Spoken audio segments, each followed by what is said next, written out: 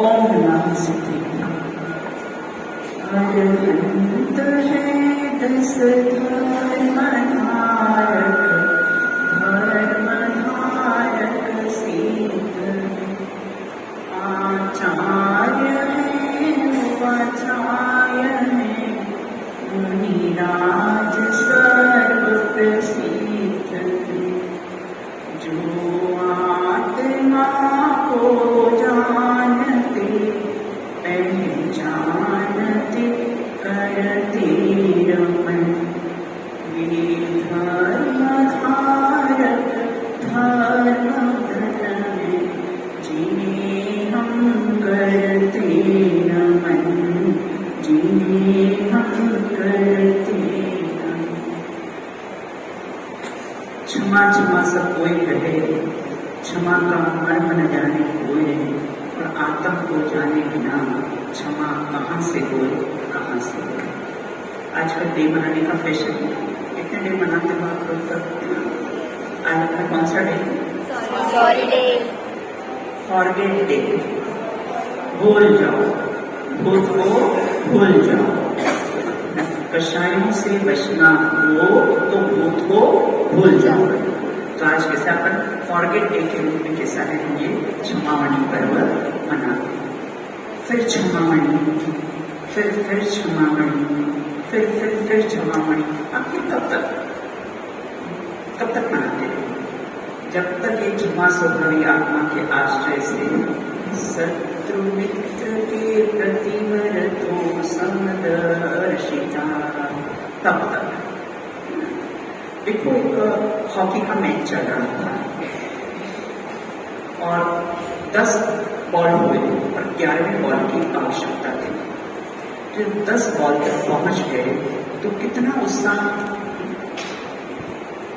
उसी प्रकार 10 दिनों तक हमने किसी आराधना की अपनी, और उसके दिन 11वें दिन कितने परिणाम कोमल हो जाते हैं कि सबसे क्षमा मांगने का, लेके क्षमा देके क्षमा, सबसे क्षमा मांगने का कैसा है भाव होता है। अब ये जो है क्षमामणि कब मनाना, कब करना क्षमामणि? साल भर में एक बार आता है क्षमामणि पर्व, और जब क्षमामणि, जब क्षमा मांगना सबसे। तो मेरा सब आत्मार्थियों से प्रश्न, हम भोजन कर रहे थे और अचानक हमारे कपड़ों पे चाय गिर गई, तो कब धोना? हम तो भोजन कर रहे थे, कब धोना? वो हाथ धोकर तुरंत धोने के लिए उठ जाते थे। उसी प्रकार क्षमा कब करना? प्रतिदिन। जब क्षमा के भाव, जब अपने को क्रोधादि का परिणाम हो, तब कैसा है अपने प्रति भी और दूसरों के प्रति, तब कैसा है क्षमा धारण करना। नहीं तो गुरुदेव श्री अपने आदर्श है ना, एक ही क्षमामणि मानना। रोज जानते हो बेटा, आपने तो देखा नहीं होगा, जब संगम में टॉयलेट नहीं थी तब मैं मछूती थी, आप लोग की उगलती थी और जाती थी। गुरुदेव प्रतिदिन क्षमामणि मनाते हैं, प्रतिदिन।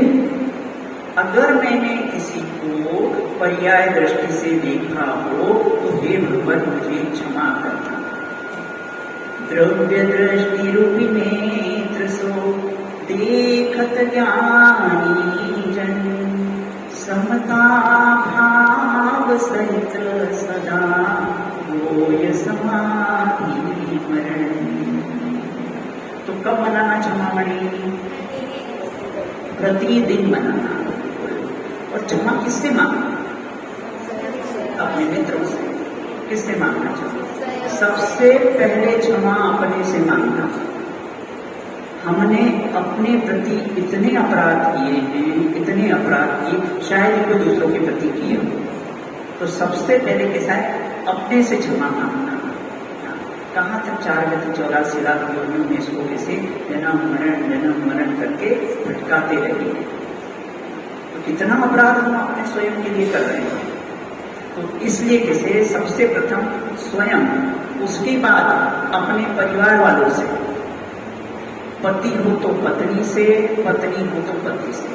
रजनीश भैया आज विवाह भाभी से क्षमा मांगना है आपको, और विवाह भाभी भी कैसी आपसे क्षमा मांग सबसे पहले तो किससे क्षमा मांगना? अपने परिवार से, सबसे पहले अपने से, फिर अपने परिवार वालों से। तो पति पत्नी हो, माँ बेटी हो, भाई भाई हो, माँ बेटे हो, सबसे पहले तो शुरुआत परिवार से, फिर अन्य से क्षमा। परिवार सुधरा तो समाज सुधरा, समाज सुधरा तो संस्था सुधरी, संस्था सुधरी तो देश सुधरे। इसलिए सबसे पहले तो कैसा है कि सेवा धम्मा की सब जीवाणा, सब जीवों से क्षमा हो, प्राणी मात्र से क्षमा हो। हमने अगर पानी छाना है और उसकी बिछानी नहीं की है तो जल का ही जीवों के प्रति अनंत क्रोध है हमारा। तो बिछानी करना है ना, ये कैसा है? तो जल का ही जीवों के प्रति क्षमा है। हमारे यहाँ तो हमारी काम वाली नीलम है ना, वो भी बिछानी करती है, उसको सिखा दिया एक काम करने के बाद बिछानी कर देना। ऐसे पृथ्वी का ही, जल का ही, अग्नि का ही, गैस इत्यादि जलाते हैं ना, तो फिर उसको तब तक करके कर देते हैं कि कोई जीवात वगैरह हो तो चला जाए। वायु का ही, बिना वजह डॉर्मेट्री में कोई भी पंखा मैंने तो नहीं चालू किया, वो चालू करके गई, तुरंत बंद करोगे। वायु का ही जीव के प्रति कैसी है? क्षमा है। और कैसा है? दो इंद्री, अपने हाथों फिर सोदा भोजन खाई, फिर देख के अपनी जलाई। जब भी भोजन बनाए तो कोई बिना दो इंद्री इत्यादि उसमें नहीं हो, उसको सोच कर ही पानी डाले। ये दो इंद्री जीवों के प्रति क्षमा है। चींटी इत्यादि बाथरूम में नहा रहे हैं और मंदिर में रत्नकर शावकाचार्य का स्वाध्याय चल रहा है, देखा नहीं कि चींटियां और पानी डाल दिया और चल रहा है। क्यों? पर वो रत्नकर शावकाचार्य का मंदिर में स्वाध्याय चल रहा है, वहां भी क्या बताया जा रहा है? रत्नकर शावकाचार्य के माध्यम वहां भी जीव दया ही बताई जा रही है। तो अगर आपने उन चींटियों की रक्षा की तो ये समझो कि आपका रत्नकर शावकाचार्य का स्वाध्याय ही चल रहा है। ये मक्खी वगैरह और लगा लिया, ये कर दिया, मैंने क्या क्या सब छिड़क दिया। अनंत क्रोध है उनके प्रति। तो इस प्रकार प्राणी मात्र के प्रति क्षमा भाव रखना चाहिए। एक इंद्रिय से लेके कैसे पंचेंद्रिय। क्षमा कैसे मांगना? सॉरी सॉरी सॉरी, उत्तम क्षमा, उत्तम क्षमा, उत्तम क्षमा, और सबसे सब डाल दिया। क्षमा मात्र वाणी का धर्म नहीं है। और देखो, बदले लेने की भावना एक प्रकार का न्याय देने की जबरी न्याय है।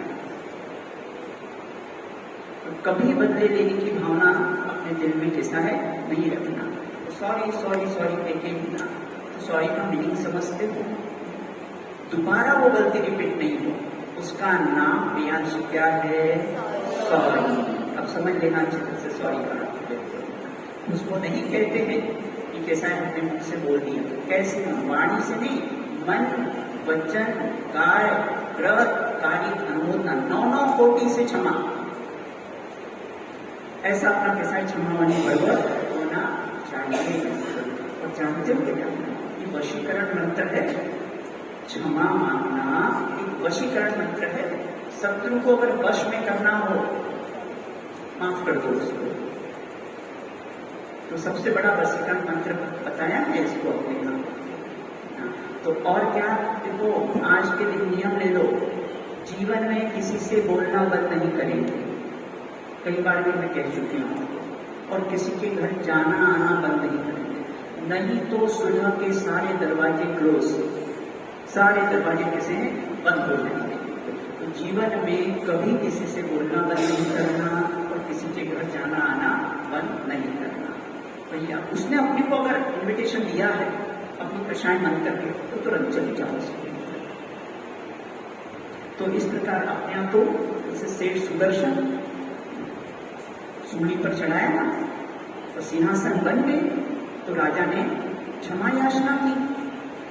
राजन, तुमको तो क्षमा कर दिया है, लेकिन मैं उन कर्मों को क्षमा नहीं करूंगा जिस कर्म की वजह से मुझे सूली पर चढ़ाया गया है। उन कर्मों को कैसा मैं क्षमा नहीं करूंगा। जानते हो जो समाधि धारक होते हैं बेटा, उनको समाधि की भावना होती है, और जो समाधि लेकर सबसे प्रथम सोपान वे सबसे क्षमा याचना करते हैं, नहीं तो समाधि होगी नहीं आपको। सबसे पहले अपने जो शत्रु हैं, जिनसे भी अपना कुछ मनमुटाव हुआ हो, उसको कैसा है सबसे क्षमा। और किसी से कोई लेना देना बाकी हो वो भी पहले हिसाब किताब पूरा करेंगे, नहीं तो आप तक समाधि नहीं होगी। और समाधि पर 12-13 प्रवचन है मेरे। तो इस प्रकार से यहाँ ये कहते हैं कि कैसा है सबसे क्षमा याचना। और अपने गुरुदेव श्री जी ने गुरुदेव कहते सच्ची क्षमावाणी क्या है? सबको आत्मा देखो, ये ही सच्ची क्षमावाणी है। सब आत्मा में देखो भगवान बस रहा है, चैतन्य की धरा पर आनंद बरस रहा है। यही कैसी सच्ची क्षमावाणी है, और ऐसी सच्ची क्षमावाणी हम बनाए। और अंत में सबसे पहले मैं अपनी बालिकाओं से क्षमा मांगूंगी। सबसे ज्यादा तो अपराध आपसे ही होता है, तो सबसे पहले आप आत्मार्थी विद्यानिकेतन की बालिकाओं से क्षमा याचना करते हैं। अगर कभी मैंने कुछ आपको कहा भी होगा तो आप ये समझो बस अभिप्राय में कषाय का भाव नहीं, व्यवस्था की दृष्टि से कषाय करना पड़ती है। और फिर पेरेंट्स भी यहाँ पर बैठे हैं, उनसे भी मैं क्षमा याचना चाहूंगी, क्योंकि भाई मुझे तो अनुशासन में नहीं तो कैसे संभालेंगे? आज 18 साल से कैसे संभाल रहा है? नहीं, अगर कड़क अनुशासन रखेंगे, पेरेंट्स को जरूर बुरा लगता है यहाँ पर, लेकिन मैं उनसे भी क्षमा चाहती हूँ कि व्यवस्था की दृष्टि से हम यहाँ के, और वो आपकी बच्चों के लिए ही सुरक्षा है। बिना पूछे ऊपर नहीं आना विद्यानिकेतन में, चाहे लेडीज हो चाहे जेंट्स हो, कि आपकी बच्चों की सुरक्षा के लिए ये नियम बनाए गए, कि मेरे लिए नहीं है ये नियम, या निकिता और सरिता के लिए नहीं है नियम, या आप लोग की सुरक्षा के लिए कैसे बनाए गए हैं। इसलिए पेरेंट्स लोग भी किसी प्रकार का कोई मन क्षोभित हुआ हो तो कैसे क्षमा प्राप्त क्षमा मांगे। उसके बाद हमारे कहान निवृत्ति निलय के जितने भी साधारण भाई बहन रहते हैं, उनसे भी कभी कुछ मनमुटाव कुछ हुआ हो तो उन सबसे भी कैसे है क्षमा भाव रखिएगा। हमारे आत्मार्थिक ट्रस्ट में भी जितने लोग रहते हैं, उनसे भी कभी कुछ हुआ हो, जैसे तुम्हें ज्यादा बोलती नहीं, मैं आपने देखा होगा कभी किसी से बात करते नहीं बोलती किसी से नहीं ज्यादा। तो यहाँ भी अगर किसी का कोई मन क्षोभित हुआ हो तो क्षमा भाव रखिएगा। अभी आज नीलम से क्षमा मांगूंगा, आज अपनी जो स्वीपर रजनी है ना, उससे भी मैं क्षमा मांगूंगा। जानते मैं जब कॉलेज में पढ़ती थी ना, तब वहां पर क्षमावाणी का पर्व तो अपने अजय फ्रेंड से भी मांगते थे। तो क्यों, क्या बात है? देखा हमारा फेस्टिवल है ये जैनों का एक ऐसा फेस्टिवल आता है, तो बोलते ये तो बहुत ही अच्छा फेस्टिवल, सिर्फ मात्र जैनों में मनाया जाता है ये फेस्टिवल और कहीं नहीं। तो बोले कि ये तो बहुत ही अच्छा फेस्टिवल है। देखा हमारे यहाँ तो हर साल में 3 बार,